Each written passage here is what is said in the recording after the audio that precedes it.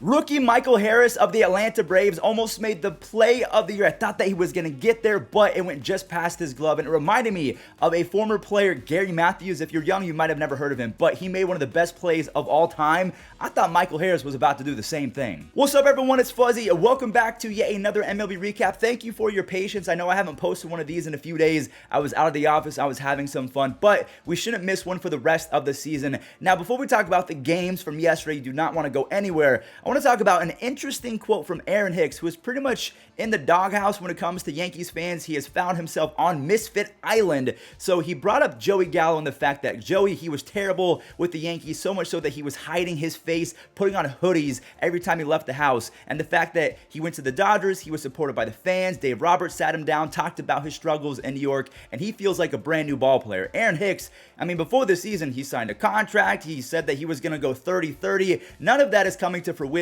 So Aaron Hicks is pretty much saying he needs to play every single day to feel comfortable. That's not going to happen with the return of Harrison Bader. Aaron Judge is obviously having a historic season. You have Oswaldo playing everywhere. Aaron Hicks, I mean, you can't be saying this, buddy. I'm sorry. I know you probably feel it deep in your soul, but you got to keep that to yourself. Like, I need to play every single day. Probably you should be saying around this time of the year, I want to do what's best for the team, but I get it. He's frustrated with not only himself, but his situation. Now, staying with the Yankees, I want to bring up the fact that Oswaldo Cabrera, again, he's one of the reasons why Aaron Hicks has not been playing as much. Cabrera is now hitting .333 over his last 7 games. He's looking more and more comfortable at the major league level, but obviously the story is Aaron freaking Judge. He hit a ball the other way, farther than most people can pull it. That one went 420 feet, and then the second home run, 443 feet. A prodigious mammoth home run. Now has 59 home runs on the season, which is a single season record by any right-handed hitter in the history of the American League. He's also a few points behind from the Triple Crown. I think he is hitting .316. That's 1 point or a couple points behind Luis Arraez of the Minnesota Twins. So it's going to be a battle for the Triple Crown. One more thing. He joins Mike Trout, Mookie Betts, and A-Rod as the only players this century with a 10 F WAR in a single season. And oh yeah, he has about 15, 16 games left, so he could get to an 11 F WAR season, which Mike Trout, Mookie Betts, they've never done that. So I know that Shohei Ohtani has a 2.43 ERA and 34 home runs, but him losing the MVP actually enhances his Hall of Fame resume, and honestly one of the most talented players, if not the most talented player in the history of sports. Like, when we're old, we can say back in my day, you needed to be 6'7", you had to have 65 home runs, you had to win the Triple Crown just to have a chance at beating Shohei for the MVP. That honestly is a sick compliment. If I'm Shohei Ohtani, I'll take that. I mean, again, Aaron Judge having one of the best and most dominant offensive seasons in the history of sports. The fact that you need that to be a normal Shohei, again, that's sick. Now, we have some other players who made some history like Jacob Degrom and Framber Valdez. I feel like you guys have heard of them, but let's go ahead and talk about Juan Soto real quick, and also, I guess, Manny Machado, because Manny Machado went yard. Juan Soto hit his first home run in 3 weeks. He propelled Yu Darvish to a big-time lead. And speaking of Darvish, he had a perfect game basically ruined by the umpire. I don't know if he had a vendetta against Yu Darvish or what, but the umpire called that one a ball, which was a strike. Then he called that strike a ball, and then there's another strike that he called a ball. That was the first base runner of the entire game. Yu Darvish was clearly not happy. I wouldn't be either. The Padres, they still win the ball game, though. All right, let's talk about those guys who made some history. Jacob Degrom was eating people alive yesterday. I think at one point he retired 15 in a row. He had 13 strikeouts through 5 innings. Now, he did give up a 3-run moonshot to O'Neal Cruz. I don't know how O'Neal Cruz got that out, but then again, he leads Major League shortstops in home runs since he was recalled by the Pittsburgh Pirates. And again, that was 3 runs, which is the 40th consecutive start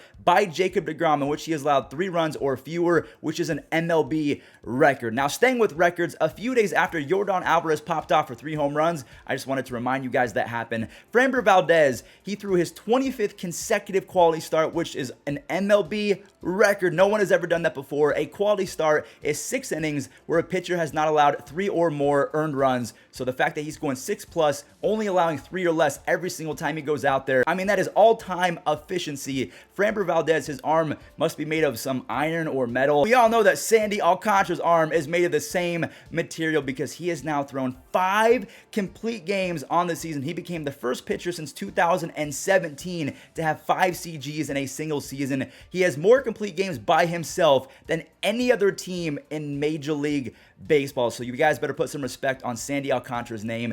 Andrew Vaughn and Joe Ryan put their teams on their backs yesterday. Andrew Vaughn blasted a grand slam as the White Sox yet again win big against the Tigers. And Joe Ryan at one point threw 11 innings of no-hit baseball. Now this goes back to his previous start in which he went 7 innings without allowing a single base hit. Then he goes, I think the first 4, he was really good. So both the White Sox and the Twins gained games on Cleveland, both within a few with 16 games left. So let me know in the comments, who do you think is the favorite to come out of the Central? And also, please bear with me. I was yelling a lot at a festival this weekend. My voice is kind of gone. Spencer Strider continues his dominant rookie season. He struck out 10 more and lowers his ERA to 2.67. Who is going to be the NL Rookie of the Year? Is it going to be O'Neal Cruz with his home run power? Is it going to be Spencer Strider? Obviously, we just talked about his mid-2 ERA. Or what about Spencer's teammate Michael Harris, who has a near 2020 season with insane defensive capabilities?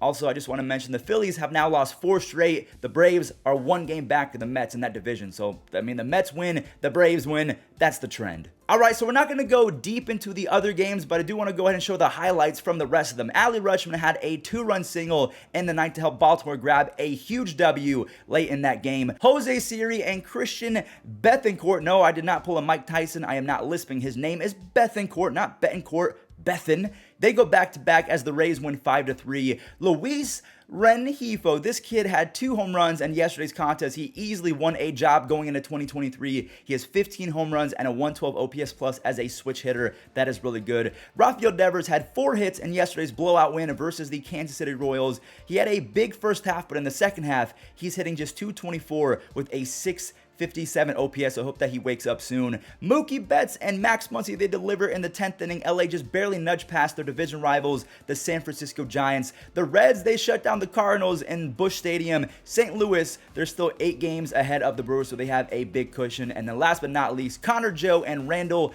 Grichuk, they paired up for the game-winning RBIs. The Rockies win by a single run. So again, thank you guys for watching. Thank you guys for sticking around. I appreciate all the support as of late. We're not going to be missing a single one of these for the rest of the season. And you don't want to miss it because the wild card races, the Aaron Judge race, the Pujols being 2 away from, maybe it's 1 away, something like that. He's so close to 700. It's going to be a mad dash to the finish line for a lot of storylines in the game of baseball. So thanks for watching and enjoy the Web Gems. Chapman line drive right to short. They'll get a double play. Chance for 3. Yes. Triple play. Orioles turn 3. 0-2 pitch. Line drive. Oh, what a catch. Andres Jimenez. Grab ends the inning. We go to the bottom of the 8th. 3-2. This one to right. Ramos this time going back. He reaches and makes a spectacular catch. A couple steps back and goes at it in a perfect line back. This is a 10. Liner, and it is look what I found. Nolan Gorman with the catch. Play and say, this woke us up, this got us going, this is it. 0-2, and this one on the ground, flagged out there back of second base.